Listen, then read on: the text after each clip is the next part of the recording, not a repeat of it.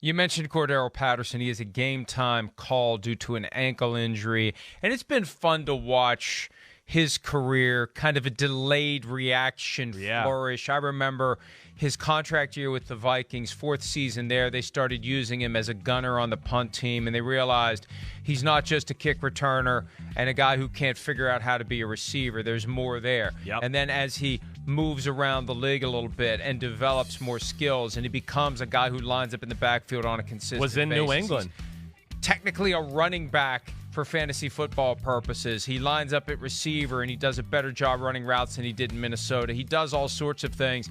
He's a fun guy to watch, he really makes things happen. And if they don't have him tonight, that really does make it harder to pivot from, as you said, Bill Belichick taking away the thing you do best.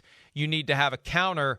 They may not have the counter that they need if Patterson can't play, or if he plays and he's not the guy he usually is. Yeah, no doubt. I mean, he's kind of a jack of all trades. He's a guy that my brother played with him at the University of Tennessee, and I can still remember being in the family area after a game. I think they were playing Alabama that year, and he came out of the locker room, and again, he was one of those guys, just like a Brandon Marshall or some other bigger type receivers that I played with, where you just went, holy crap, I did not realize he was that kind of specimen, that kind of like just human being.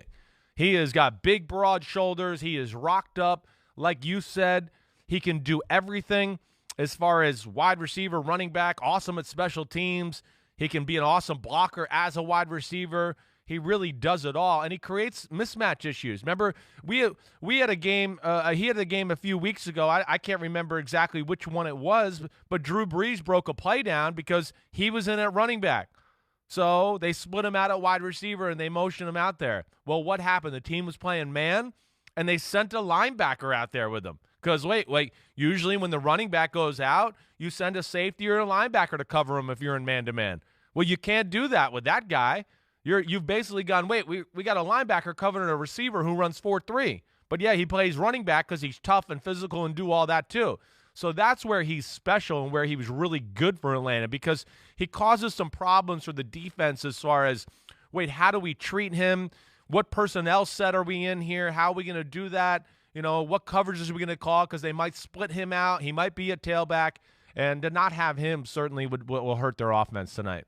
He has missed only one game in his entire career, 4 seasons with the Vikings, 1 with the Raiders, 1 with the Patriots, 2 with the Bears. He already has a career high in receiving yards through 9 games, career high, and he has only missed 1 game in his career, and he has a career high in rushing yards through 9 games. And when you combine it, he is at 700, carry the 1, 776 total yards from scrimmage so far this year for the Atlanta Falcons, doing both. Oh, and also he's still is he doing returning? Is he returning kicks? I don't know that he is. I don't see that on this stat chart, but that's how he made his name initially. Yes. That was what he could do instinctively. He has developed his game over time into a versatile player, and it's great to see a guy not give up on the game. A lot of times a receiver comes in and it flames out, and maybe he shouldn't have been a first-round pick, and it's not working, and you see him end up at the bottom of a roster somewhere, and he hangs around, and then he's gone.